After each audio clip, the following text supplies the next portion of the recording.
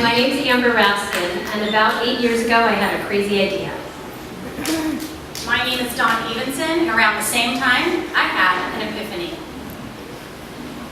And our story of our iLead school starts about then. Dawn and I didn't know each other then. We came to know each other soon after. I live in Los Angeles area in Southern California, and we moved to the suburbs because we wanted good schools for our kids. Husband commuted into Los Angeles at the time, and when my daughter got to kindergarten age, we had had a beautiful experience in preschool that worked really, really well for our family and our philosophy. But when she got to kindergarten age, I started to get concerned because I was hearing stories about certain things that didn't seem to fit with what we would like for our daughter. And there were a few times during that, a few defining moments that caused what transpired in the next few years to happen. And when I sent her to school on her first day in kindergarten, they told me that I could walk her to the door, and I could leave her there for the first 2 weeks, but I could walk her to the door. And then on Wednesday of the very first week, the principal was standing at the gate telling me, that's enough, there's too many preschoolers on campus, you can leave her here, she'll be fine. Now my daughter wears glasses, and she's legally blind without glasses, and was very scared. But we dealt with it. And then a few more things transpired while we were in kindergarten. We had one of the best kindergarten teachers, and this is not her fault, she's a wonderful lady. But there was a few times a few defining moments that caused me to want to seek other options. Another one was when I was volunteering in the classroom, and I was at one of the centers, and she stood next to me, talking to a little 5-year-old boy who was out of his seat, not doing his art like the sample on the wall. And a few of those things happened, and I thought, something's just really got to change. This is not going to work for me. So I started seeking other options, and we live in a nice suburb of LA, and I started looking around for other options, and I looked at what we had in our close proximity, and everything seemed to be teaching the same way, even private schools, which we could afford, but I didn't want to leave the traditional public school for a private school and have kind of the same thing, just a smaller class size. So I thought, being a person who likes to be part of the solution and not part of the problem, I started seeking options. My search on my own, You remember what it was like in school. I thought, surely there is go with the flow. And I thought, surely there's a school model out there that I like. There's got to be something, maybe we'll move closer to it.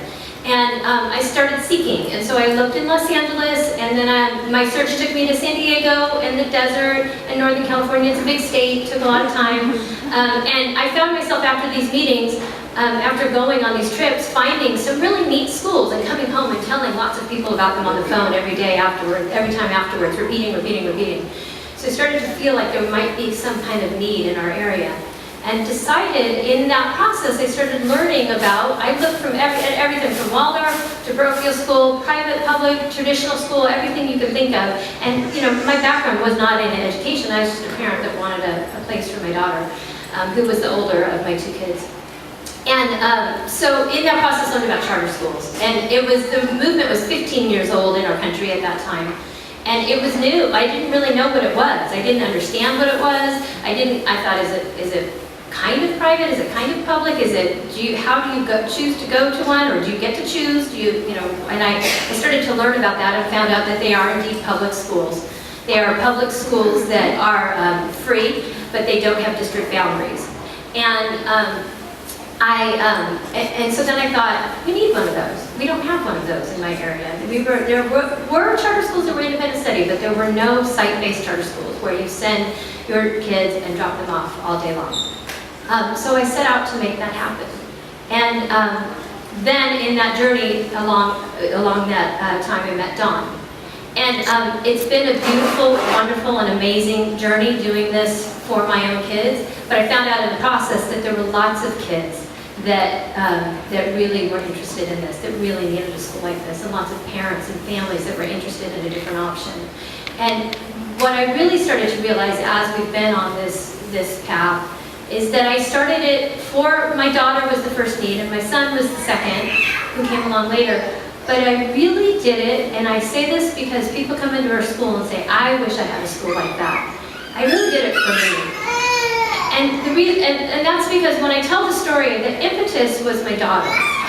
But I look back to when I was in junior high and high school, and I actually tested into mentally gifted minors as in elementary school. I was, deemed one of the smart ones. But in junior high and high school, the bottom fell out from underneath me. I didn't do well. My grades fell through the cracks. It was a horrible experience academically. And I did somehow manage to graduate high school. I did somehow manage to go to college. I worked my way through, took many, many years to get through, but paid for it all myself, worked, and graduated with no debt.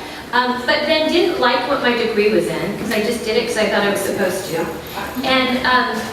And after I graduated college, I decided, all right, I'm going to do something, but it's not going to be what my degree was in. I found out through an internship that's not my thing. I liked the creativity of interior design with my degree, but it wasn't my tribe. They weren't my people that I wanted to be around every day. And so then through another internship, I decided, well, actually, before I sought an internship, I decided I really just wanted to be around people that make a difference. That's really all that mattered to me in life, is that I surround myself, and it didn't matter what the vehicle or the venue or how I did it, but that I just wanted to make some kind of impact. And at that time, this was 25-ish years ago, Oprah was big, new on the scene, and amazing. She's an amazing woman. And I thought, I want to work with her, because she surrounds herself with people who want to make a difference. And decided that I was going to get some experience in television so I could work my way to working with Oprah. And I was on her show. I haven't worked with her yet, but it will happen. And I did appear on her show, but she before it ended. But she, so I went and I got another internship, and I drove. It was like an hour and a half into Los Angeles to do an internship to get experience in TV. And something strange happened when I did that. I was promoted pretty quickly. I was told, here, do this budget. Here, hire these people. Here, negotiate these facilities. Negotiate that person's salary. And in a very short amount of time, I was promoted and thought well of that I was successful and good at what I did. And that sure was a different message than what I got in school. And I thought, there is a disconnect between what they told me and what matters in the workplace, in the world, in being happy. And so when my daughter got to that age, I said, not again. I will not let that happen to my daughter. And that began a journey of many people joining our movement in our local area, and then opening another school, and opening many, and now we're working to open many schools because we just see that there's a need for it.